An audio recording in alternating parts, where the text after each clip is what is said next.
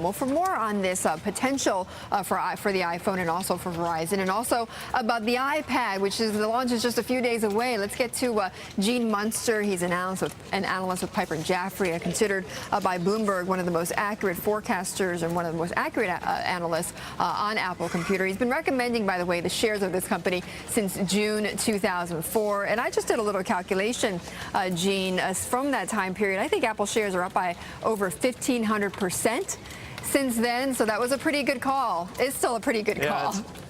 I guess, I appreciate that very much, but at the end of the day, it's what the stock's going to do over the next year that I'm more concerned about, and I think there's reason to stay optimistic, as hard as that is to believe. I think there's reason that the stock is going to go higher. Right. I think you've got a price target of $284 for Apple. Okay, let's tackle this iPhone news first that came out in the Journal about possibly Verizon getting in on this as well. How big of a deal is that going to be for the iPhone?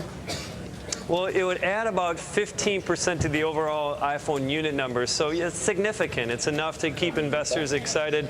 In terms of total units, we're looking for 35 million units for this year. That would add about 3 million if that's the case. So that gives you a little bit of a sensitivity to what the impact is. More importantly is that this has been a big issue for investors in the U.S. as they've always wanted Verizon to get that phone. So it's probably more a psychological boost to Apple than anything. Right, but is it going to ruin the relationship with at&t, or does that matter? Well, at the end of the day, at&t's had a long-term exclusivity here. It's been 3 years, and some of these relationships are not meant to last forever, and so will it ruin the relationship? at&t will still definitely want to sell the iPhone, and I think at the end of the day, at&t really doesn't have much say in it. Apple has said they want to go to multi-carriers across the globe, and so Verizon would be one of those multi-carriers. Okay, all right.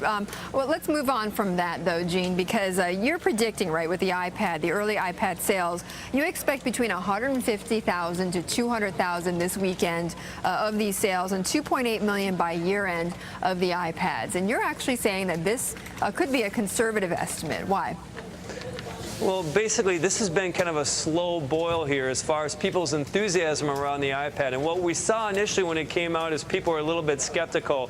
Apple has been a genius in terms of predicting, trying to predict demand. And at the end of the day is that they have underestimated already what the initial demand is for the iPad. And you can see that in the lead times on their site. And also, you can't reserve an iPad in the stores anymore. And so that's a sign that they've undershot what it's going to be. And I think that the true, real story here behind the iPad is a lot more about what the first weekend of sales is. And it's going to be more about what apps are developed for the iPad that are ultimately going to drive demand longer term. Right. In other words, we're not going to know the functionality until the future. Right. You've said that actually it could take maybe up to a year for the iPad to gain some traction. But like you said, this weekend is going to be very key, right? And I'm told that you're going to be sending out your analysts to 6 different cities across the country to figure out, what is the impact, or I guess, what's the taste for this. Which cities are you targeting? Well, it's the big ones. We have Minneapolis, we have one in Wisconsin, we have 2 stores in New York and a store in San Francisco.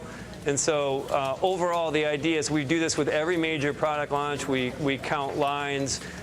You can gauge, surprisingly, demand by just counting the number of lines. If there are 3 people stand outside a Fifth Avenue store, that's a problem. Typically, there's around 400 people that line up for an iPhone launch, and we can calibrate what that first weekend looks like just based on counting lines. Interesting. Okay, well, we're going to want to hear what you found then over the weekend. Gene, thanks for joining us. Appreciate it. Gene Munster of Piper Jaffray.